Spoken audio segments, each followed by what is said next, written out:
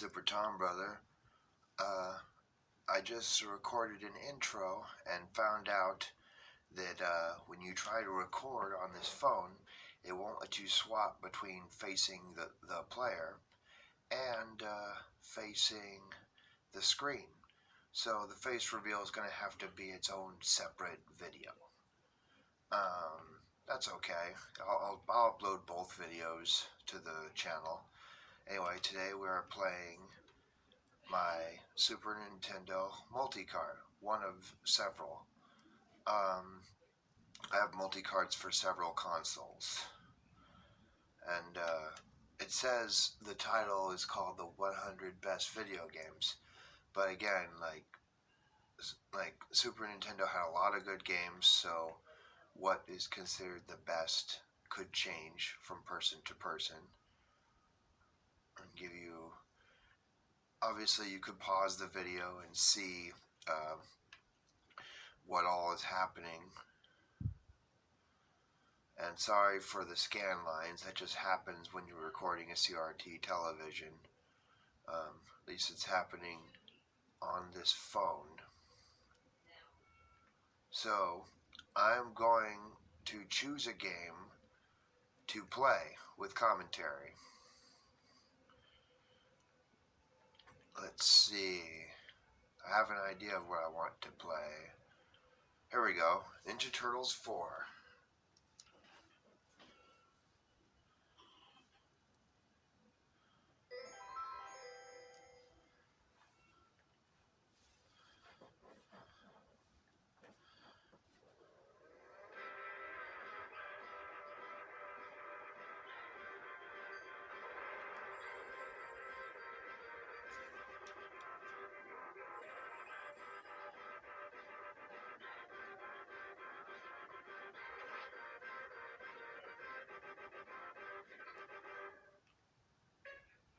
Just a warning, what you just saw might have caused someone a seizure.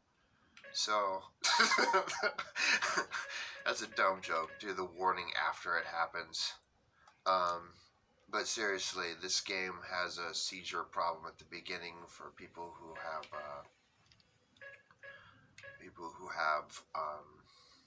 like epilepsy and stuff. So I'll put a seizure warning in the description. So go ahead and read that before you watch the video. 7.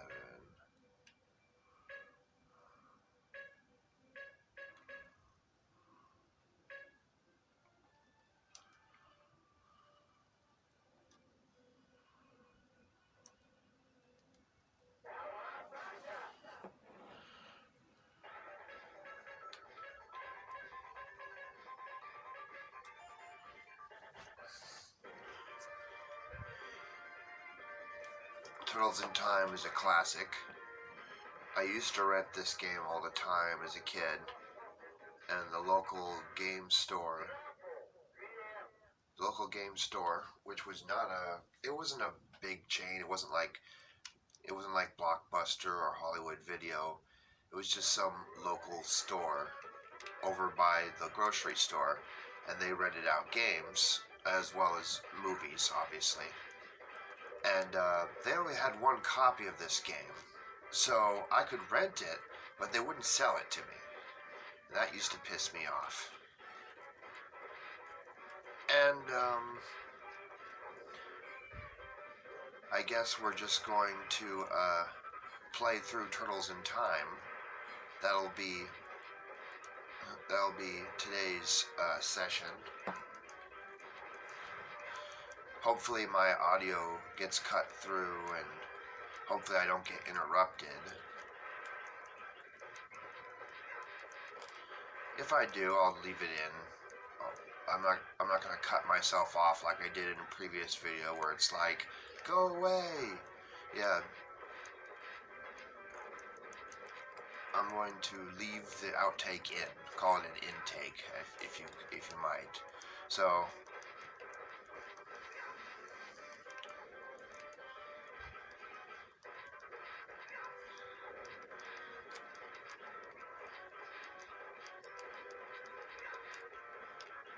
Let's see. this first stage is pretty simple. Just beat up all the foot soldiers and avoid some of the hazards, like why is there a wrecking ball at a construction site when they're clearly building this building? They're not destroying it. So it's kind of weird. It's one of those things that you wouldn't notice unless you thought hard about it. There's Krang, who you can't fight in his giant form. He just becomes a stage hazard.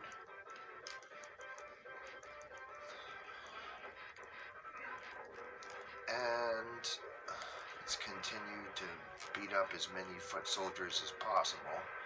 See, these points add up. You get 200 points and you get an extra life.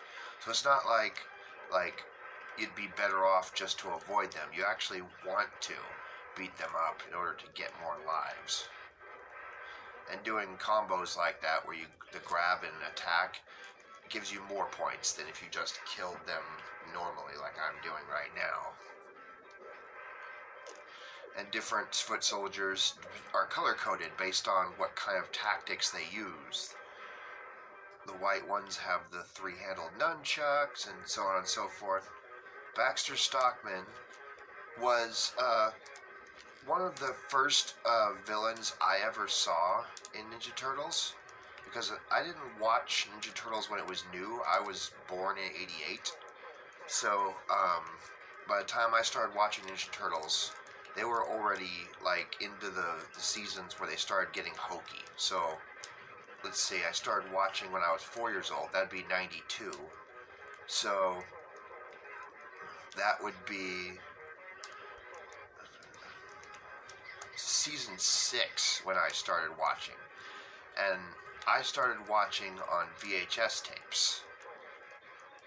So there's probably a lot of I recently bought the DVD, the box set with the complete series. So I'm sure there's some shit I'm missing. There's a bunch of episodes I haven't seen. But Baxter Stockman stuck out to me because he was on one of the VHS tapes I had as a kid. Metalhead here. This is a character that I didn't see on TV until the 2003 series.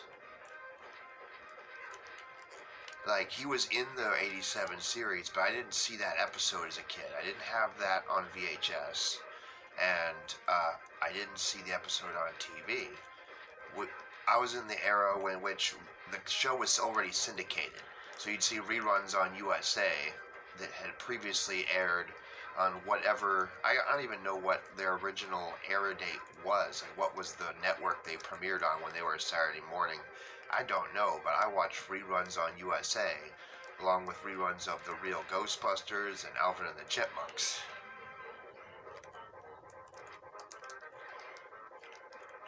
Now, what's interesting about this game in particular is that the grab and throw can actually be done on purpose, which is different from the arcade game. What you do is you attack them once to stun them, and then you press forward and attack at the same time to grab and throw. It doesn't work on these robots, but it will work on foot soldiers. Believe it or not, those robots are called Roadkill Rodney, which just reminds me of my mom's ex-boyfriend. Fuck that guy.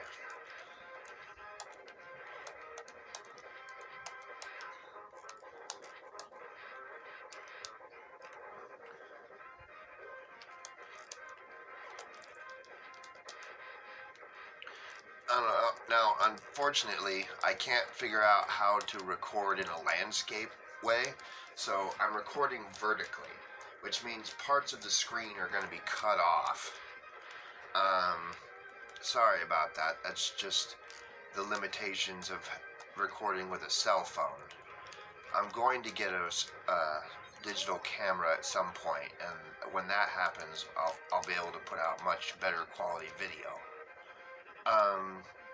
So just, like, if you've seen this game before, you probably know what's on the edges of the screen that you're not seeing. Your mind can fill in the blanks.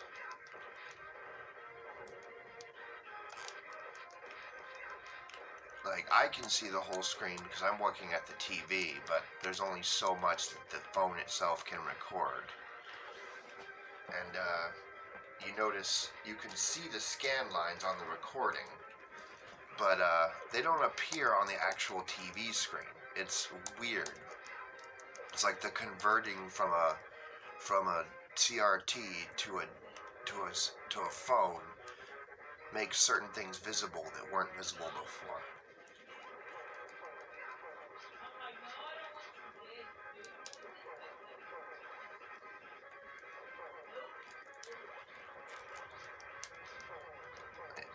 You might have been able to just now hear my mom in the background. That's because I didn't tell her I was recording. And that might lead to an interruption. Metalhead is pretty interesting. He's a bad guy that turned good, although he stayed bad in the 2003 series where I saw him. He was made by Baxter Stockman, which everyone who was watching the 2003 Nickelodeon series and was like, "Oh yeah, Baxter's black like he should be." Well, he was black in the 2003 series as well. In fact, the only series in which Baxter Stockman was white was the 87 series, and that's because they wanted him to look more dorky. And this was before Urkel, so the idea of a black dork wasn't really established. Nowadays, like if Turtles had started in the 90s instead of in the 80s, they probably would have had him looking like Jaleel White. Although, to be honest, they might have avoided that on purpose to avoid getting sued, you know? Because, like, fair use is something that's had to adjust over time. People have been sued over parodies, even though parodies are supposed to be protected. The deal with fair use is it's not an automatic shield that protects you. You have to defend yourself in court. You have to appear in court and tell people, like, this is fair use because this and this and that, and uphold your claims in court. And the problem with that is some people don't have the money to do that. And so they ended up getting their stuff taken down because they literally cannot defend themselves. And YouTube is full of that. YouTube is full of, well, like, this company's got a lot of money. I don't have a lot of money. I can't afford a lawyer to defend myself as fair use. So I'll just do what I can. Ooh, Baxter Stockman. Okay, so this is the first boss that is not in the arcade game. In the arcade version, you would end by simply fighting a bunch of the pizza monsters. Like this, the cheapskate would stop going forward, and you'd be standing still in the sewage water, attacking a shit ton of pizza monsters. And that's why the shadow in the opening is pizza monsters, because they were the original boss. And they decided, first of all, to make this into a bonus stage for the SNES, and second of all, to add in Rat King, who was not in the arcade game, which I approve of. Like, anything adds something extra so that the home people don't feel let down that it's not exactly like the arcade. And speaking of which, this entire Technodrome level was made especially for the Super Nintendo game. It is not in the arcade game. And that's because in the original arcade game, as soon as you defeated the pizza monsters, you got teleported immediately. Which I'll probably record a gameplay of me playing the arcade game on my computer in a little while to give you a little bit of difference. I can't do a side-by-side. At least not right now. Because my computer's acting up. So it's doing that thing where instead of turning on, the fan will turn on, but the system won't. So I'm willing to bet that I have cockroaches in my computer, which is just horrible. Like, once you have cockroaches in your apartment, they're almost impossible to get rid of, and they get into your electronics. And old school electronics, like a Super Nintendo, like, they'll survive really easily. But modern shit, like, cockroaches killed my former roommate's PS4. So I'm worried that's going to happen to my PS4 or my Xbox One. That the cockroaches are going to get in it, and a fuse is going to bust, and then I'll be stuck, unable to play those consoles. The problem is, it's too far gone. I can't fix this cockroach problem anymore. They're already in my room getting into my electronics. So it's a matter of hope that nothing gets irreparably damaged. Anyway, so here, this fight right here against Toka and Razar, in the arcade game, this fight happens on the pirate ship. And Bebop and Rocksteady are not in the arcade game at all. They're in the first arcade game, but they left them out of Turtles in Time Arcade. So they basically replaced Bebop and Rocksteady with Toka and Razar in the Turtles in Time Arcade. Much like how the Turtles 2 movie featured Toka and Razar, but despite the fact that people wanted Bebop and Rocksteady in there. And they could have made, like, practical versions of Bebop and Rocksteady. It's not like it's impossible. If you can make two giant creatures using puppetry, you could have made the correct ones. But it's more a matter of they wanted original characters for the movie, which they're not bad. Yeah. So yeah, this fight originally happened on the pirate ship, which was Stormy. And now we're going to fight Shredder in a fight exclusive to the Super Nintendo, in which you have to fling foot soldiers at the screen, basically emphasizing the throw at the screen functionality, because suddenly it's not just something you can do, it's something you have to do in order to beat the boss. And so, let's get some practice in on that. Keep fling as many of these guys as possible. See, if you fling them, it's an instant kill. But you can't fling Roadkill Rodney or the Mousers.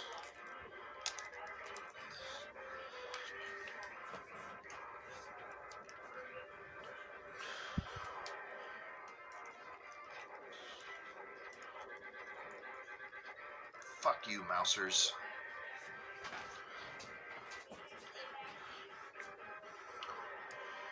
Now, what's funny is the hardest boss in this game is not the final boss.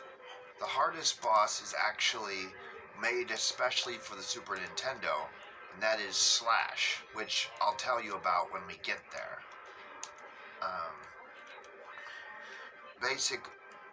Basically, there was a... originally, when you played this game, like, as soon as Sewer Serpent ended, a projection of Shredder shows up and teleports you back in time. So this whole Technodrome stage was made especially for the Super Nintendo version, which is cool. It's cool to have an extra level that's exclusive to the home version.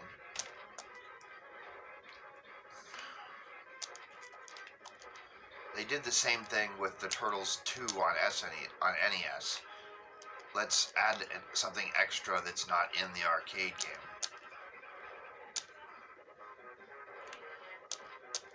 Like, speaking of which, I actually like that game. Some people don't like the Turtles 2 on NES. They say it's not as good as the arcade game, which just makes them feel like graphics whores.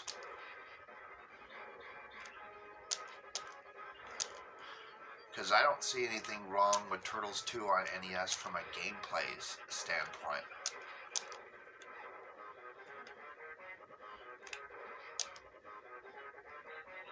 See, When you have it on hard mode, like I have it now, that uses the blocking ninjas, and so to get them to not block, you have to dash attack. You dash attack, which stuns them, and then you do the grab and throw, and you keep doing that until, yeah, he jumps into the portal and transports you to the future. No, wait, to the past. Look at that, mode 7.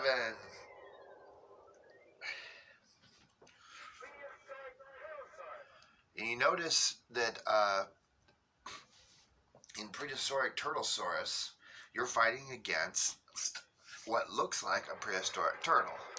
It's actually Slash, the evil Ninja Turtle, who looks much cooler in the comics than he did in the 87 series.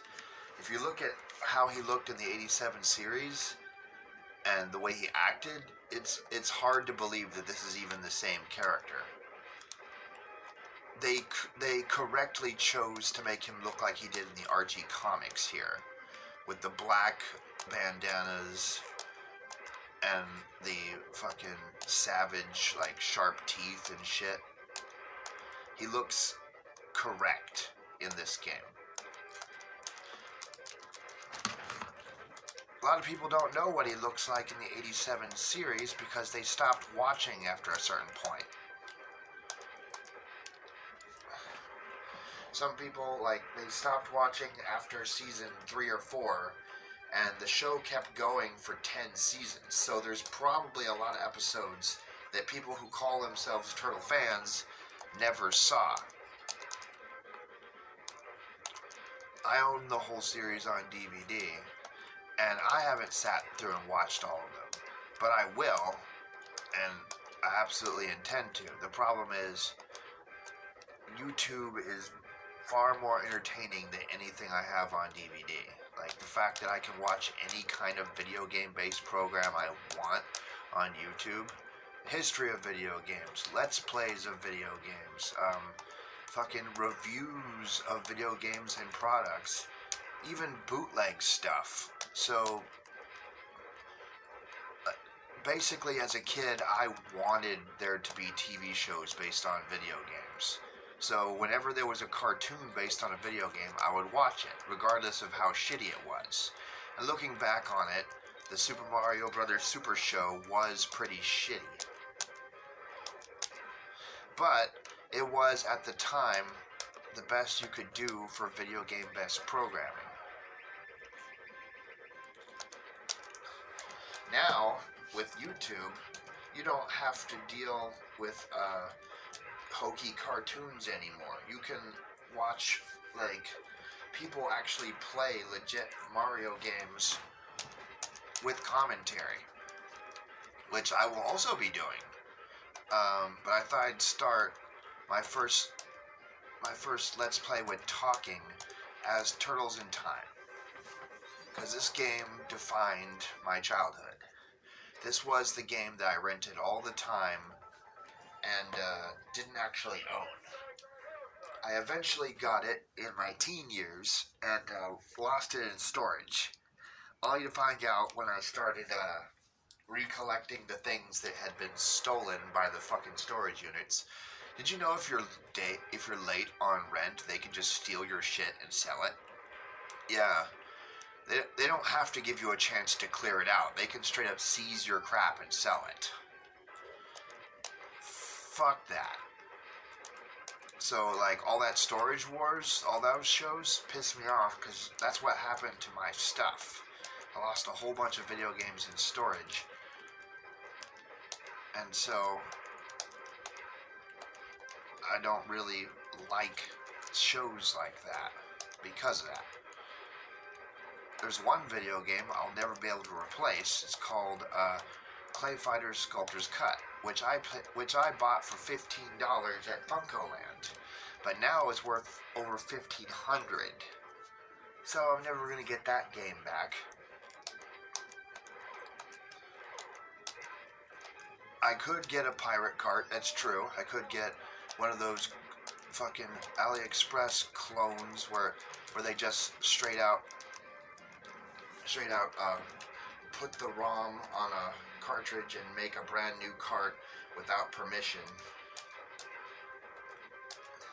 But for me, that's kind of a scam, because at that point, you're essentially buying a counterfeit collectible. So my options to play that game legitimately are A, if Interplay chooses to re-release it, which is a long shot. Interplay seems to be focusing on that handheld, that fucking that handheld with all the multi-game carts at the moment. Re-releasing Clay Fighter 64, like Clay Fighter 63 and a third, and Clay Fighter Sculptor's Cut on the Switch is something they could do, but I don't think they're going to.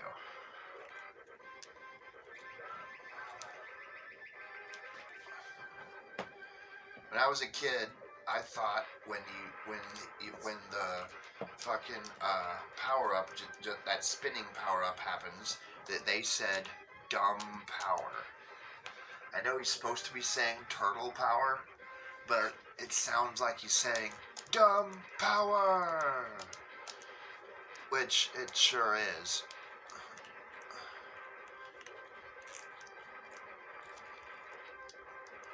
Trying to avoid the fucking dinosaur, and I got punched.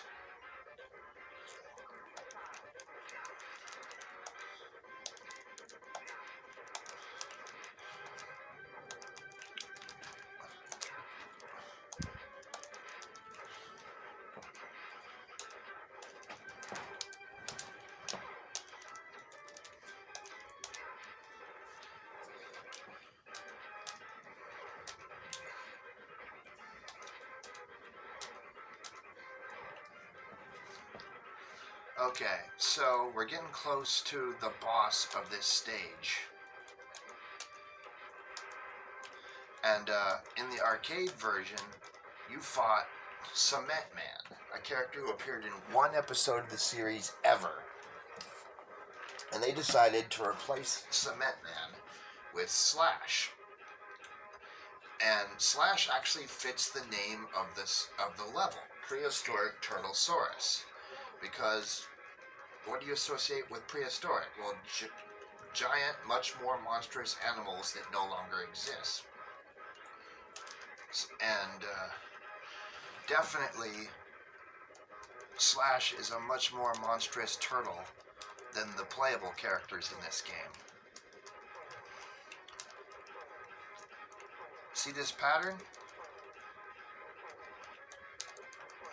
You gotta get him locked into this pattern to beat him.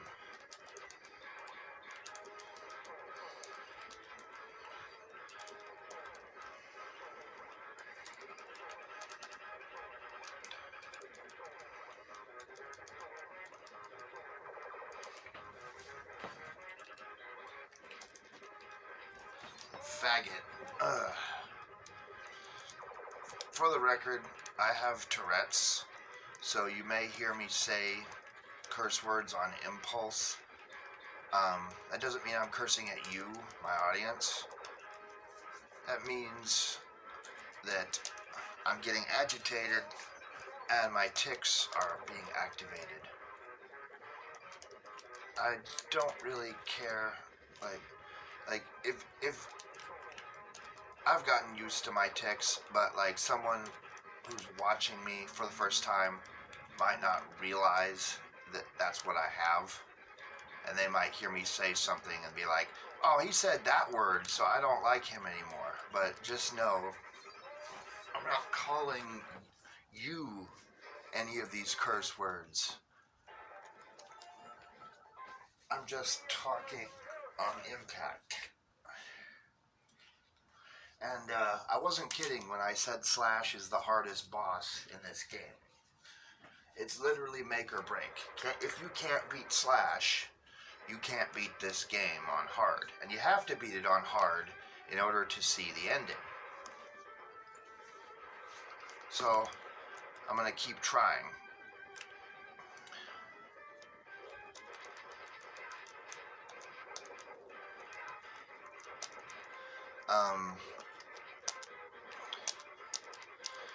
Fuck. Let's go.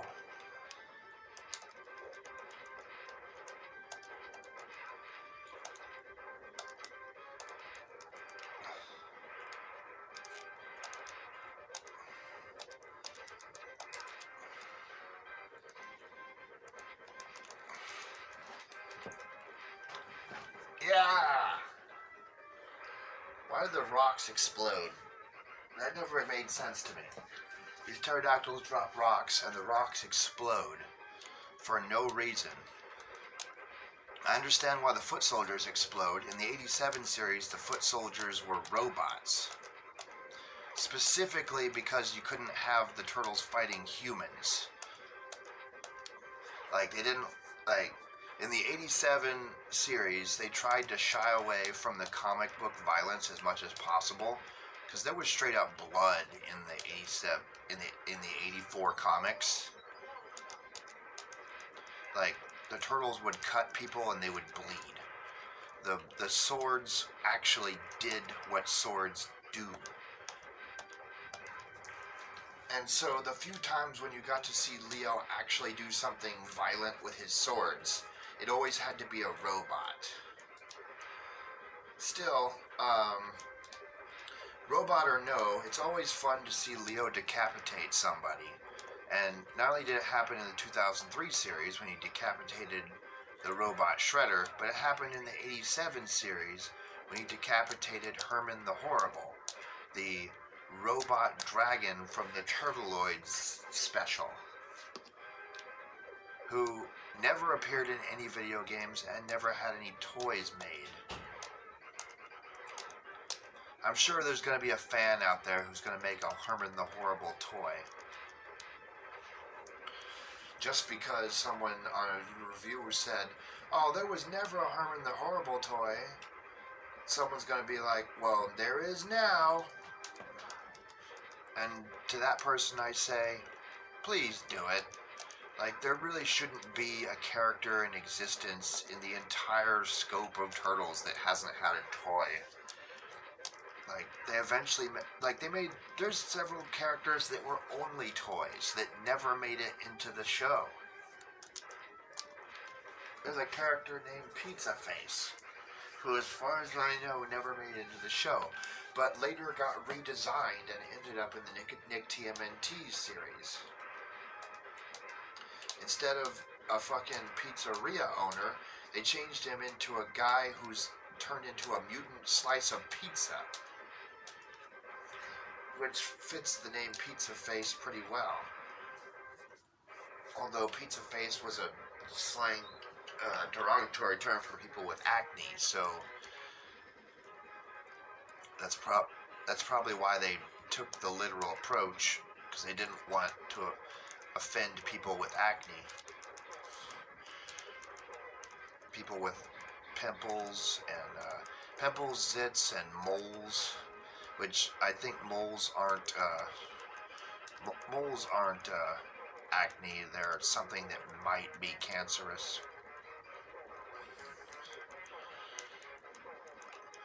Fuck you, Slash.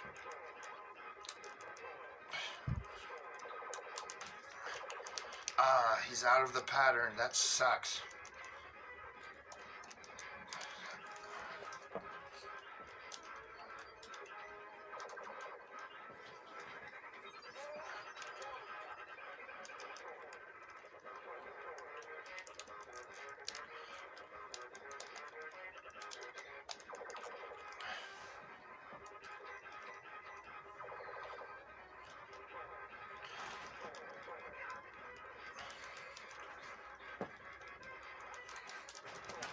Fuck you, Slash.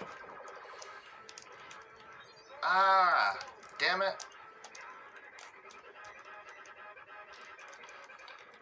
There was an opening and I was dead.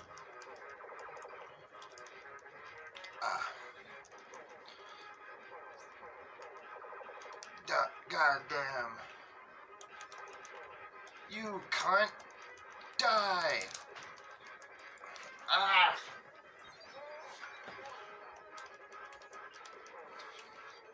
Yeah! Slash is defeated. He explodes and falls off a cliff. When I play the arcade game, I'll show you Cement Man, the guy who was originally the boss of this stage.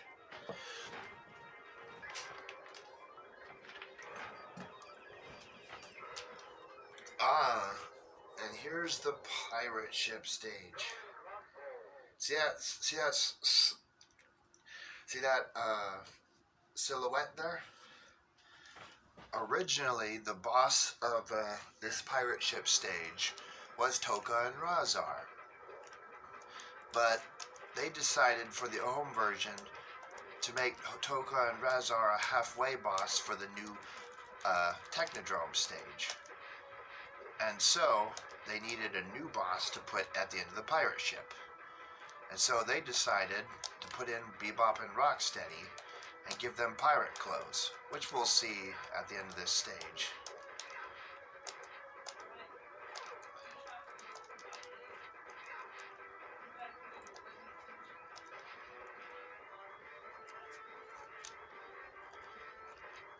Okay, I'm recording right now.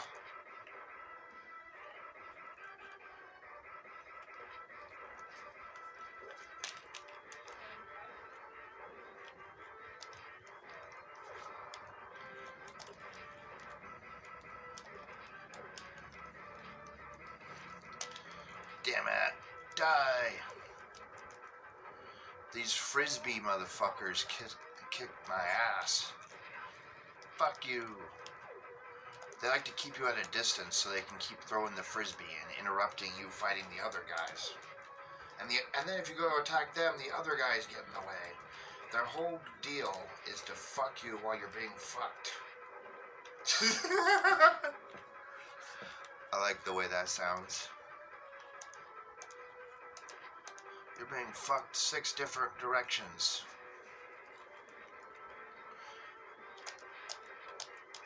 Why is the place where the plank would be got a velvet rope on it that says foot? If you're going to go with the pirate motif, shouldn't there be a plank to force the turtles to walk off of? That was an execution, by the way. When people say walking the plank, that was an execution because falling in the ocean was almost guaranteed to kill you. Not only did people have worse swimming skills back then, but the ocean is full of things that will kill you. Sharks, giant squids, fucking, like, other marine animals. Like, there's a bunch of stuff in the ocean that will kill you. So even if you could swim, you still might not survive. So having to walk the plank was considered an execution.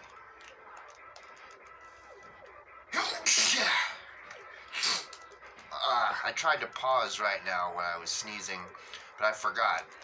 Pause on this game is select, not start.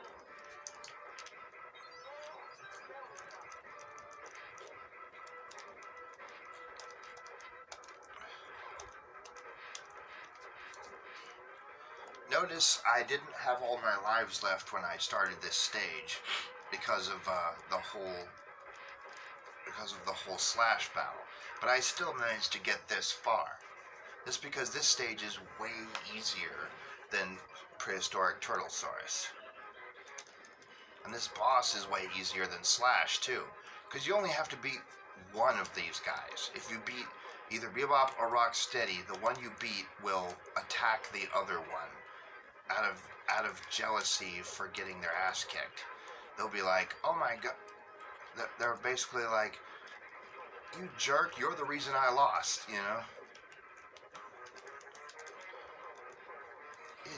It's Rocksteady's fault. No, it was Bebop.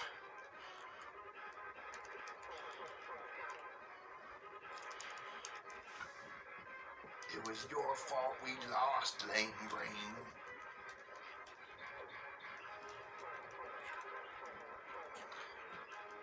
Yep. See? They finish each other.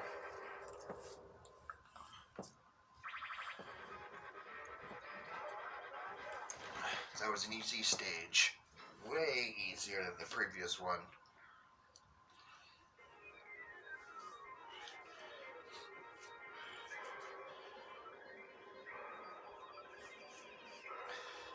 Now we come to bury my shell at Wounded Knee. The main thing that's different about this is it was a circus train in the arcade version, so there's a lot of props and stuff in the background that don't appear in this Super Nintendo version.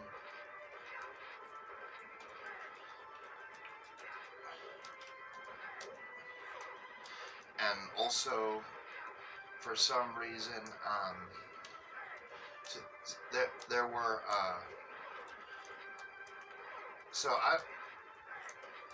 so you notice that one foot soldier just walked up to the fucking train on a horse, ran up.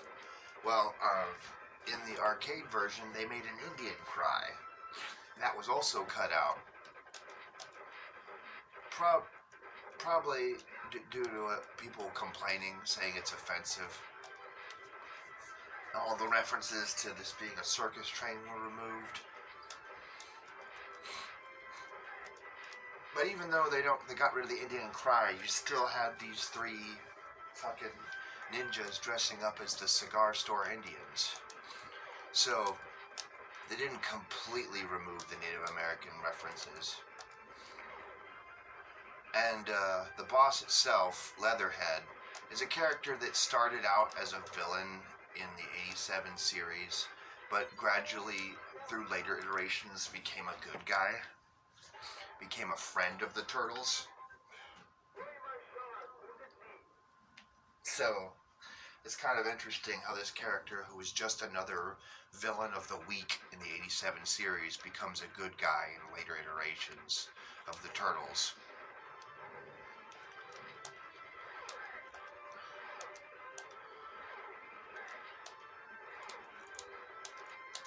And the way he dies is less graphic in the Super Nintendo version. He just straight up clutches his chest and falls over like you gave him a heart attack in the arcade version, which looks like a realistic death.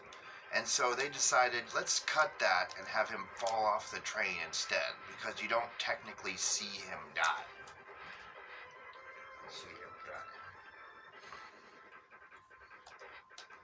I would say falling off of something is probably the most kid-appropriate way to kill off a character.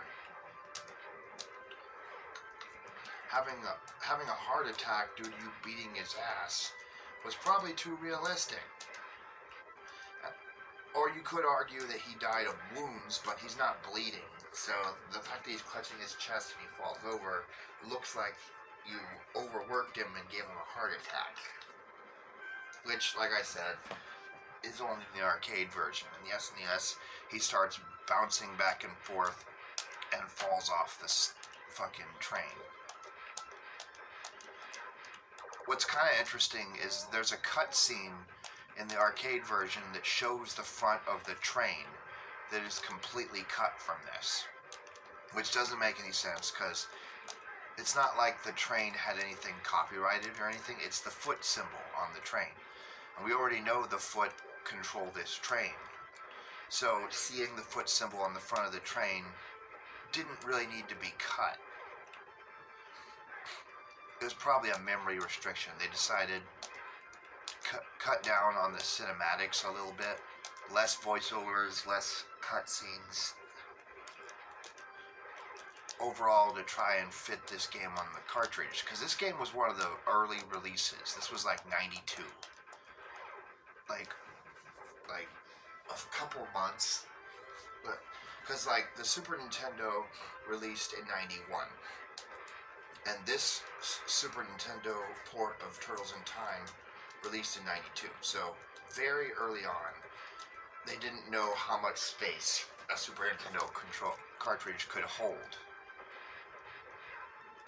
So maybe they thought the voiceovers and the cutscenes from the arcade game were too much. And also, the arcade game had an intro featuring songs from the from the Coming Out of Their Shells tour, which they might not have had, which Konami might not have had the rights to, like, use that song on a home console. So they just stuck with the 87 Turtles theme, which is fitting because this is based on the 87 Turtles. And I don't know, I wouldn't say that the Coming Out of Their Shells tour are canon to the 87 series. They're more like their own continuity, really.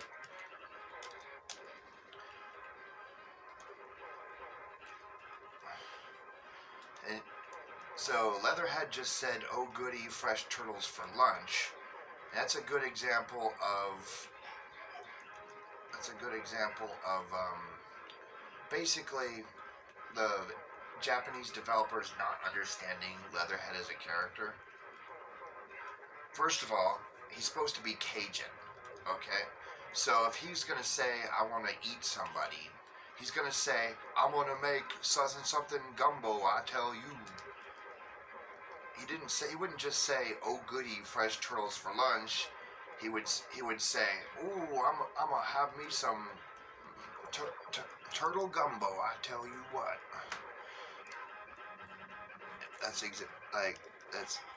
So it's a bit of personality that's lost on this game.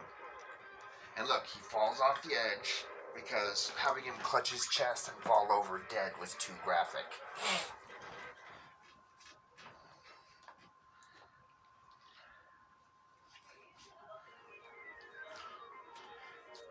Now we leave the choo-choo and we go to the future. Man, I remember when 2020 looked like this. Damn, they got 2020 so right, didn't they?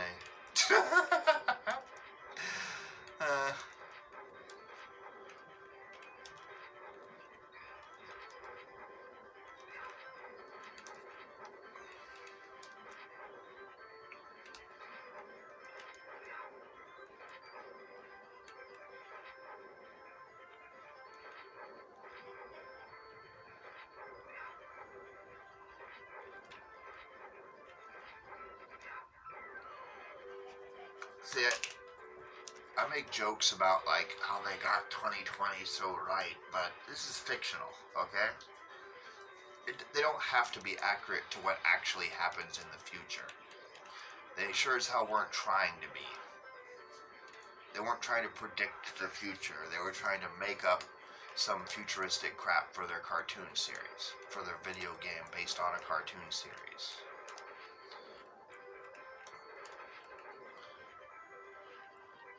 So yeah, we don't have hoverboards in the future. And that's another thing. In the arcade version, see this side-on view? In the arcade version, the entire level was done in side-on view. But in the Super Nintendo, they decided, you know, F-Zero showed us what we can do with this Mode 7 stuff, so we're going to make the level look like that in the Super Nintendo version. And we're going to replace these boxing robots that have been throughout the arcade game with Roadkill Rodney. But Super Krang, I believe the fight is basically the same, except he talks in the arcade version.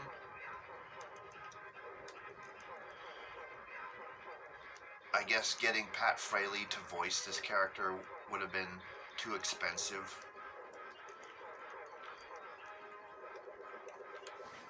Either that, or once again, they're cutting down on voiceovers to make...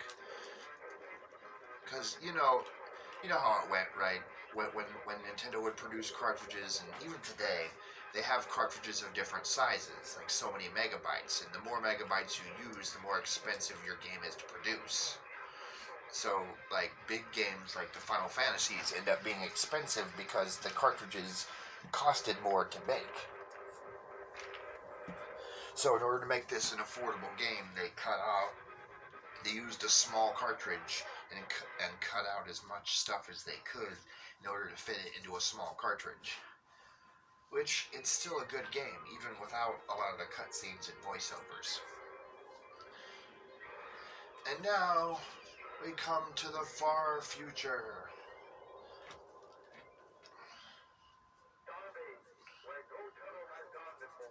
2100.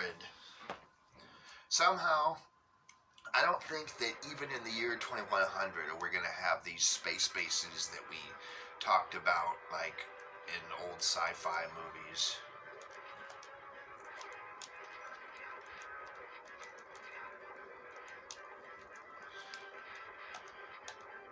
I mean, we talk about colonizing Mars, but I don't think that's gonna happen like it is here.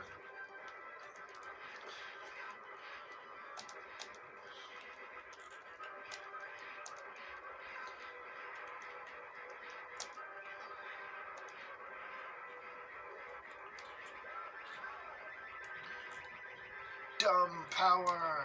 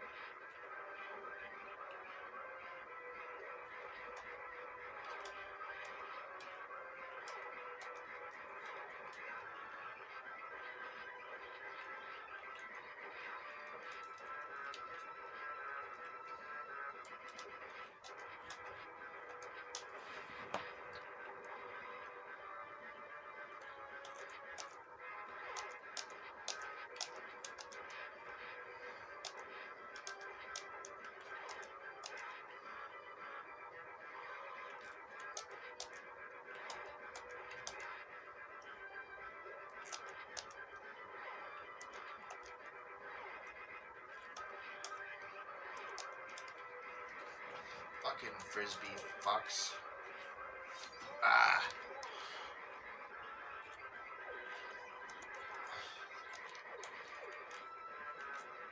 These guys combine with the tiles that freeze.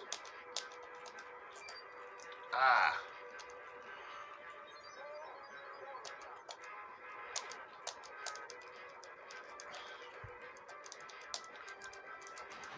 And sometimes the fucking special doesn't work because you can't set it to A button. If you could just set it so that the special move was one button, this game would be a lot better. But no, you have to mash attack and jump at the same time to do the special. So it makes it somewhat impossible to break your way out of certain pile-ups from time to time, because you'll be trying to do the special move and you'll just end up jumping, and that ends up like getting your ass kicked.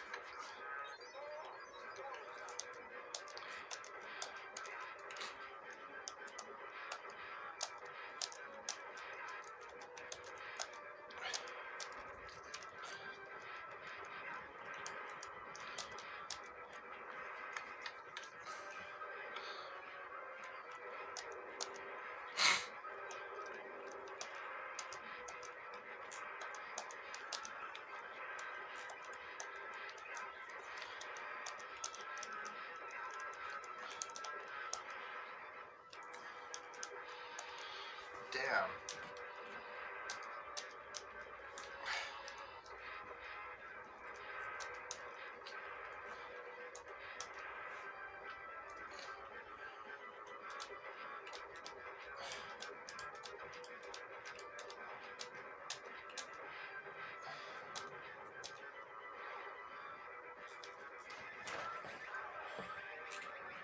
Dumb power.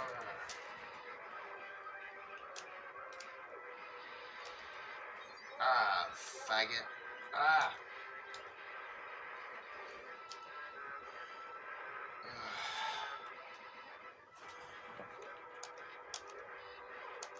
Keep going. We're almost to Krang.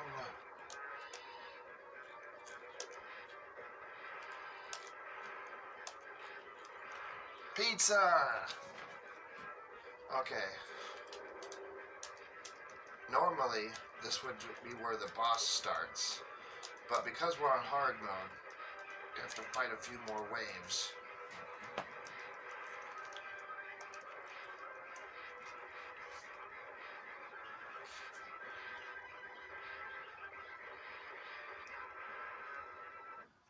Here we go. You shellheads are dead. So this fight isn't that hard. It's more annoying that it is hard because Krang's constantly moving around.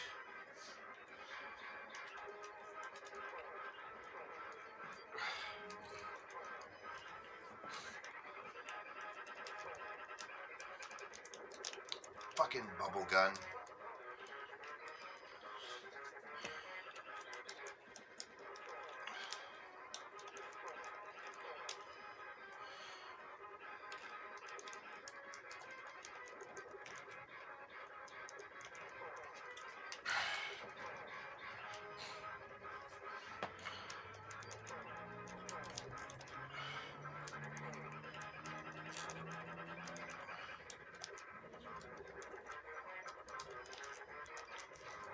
So, the hard part about this is the plane of existence. It's hard to tell where to stand in order to hit Krang.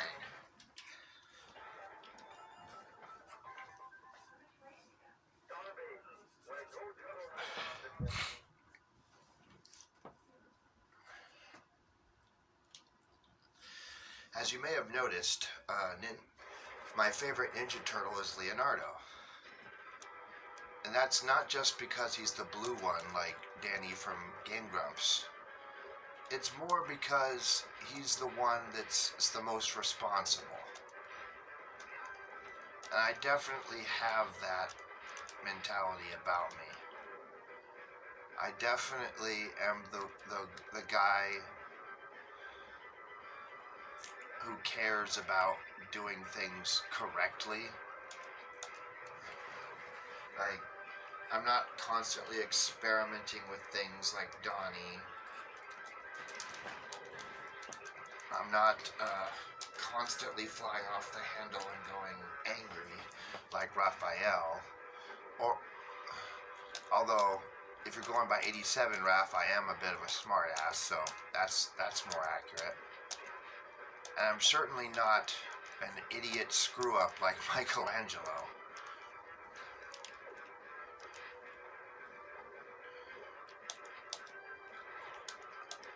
I'm definitely the kind of guy who's concerned about whether something is right or wrong, which is why Leonardo appeals to me. He has my personality, he has my favorite color, and he has my favorite weapon out of the four, the katana blade, which was not even a ninja weapon. It's a fucking samurai sword. If a ninja had a katana, it was because they had succeeded in killing a samurai. They didn't make it themselves. The other weapons, the sai, the bow staff, and the nunchaku, were all variants of farm equipment. So they used what they could to fight off the oppressive samurai. And the samurai had katanas. So, the fact that Leonardo wields not just one, but two katanas indicates that he is skilled in battle. He has coordination.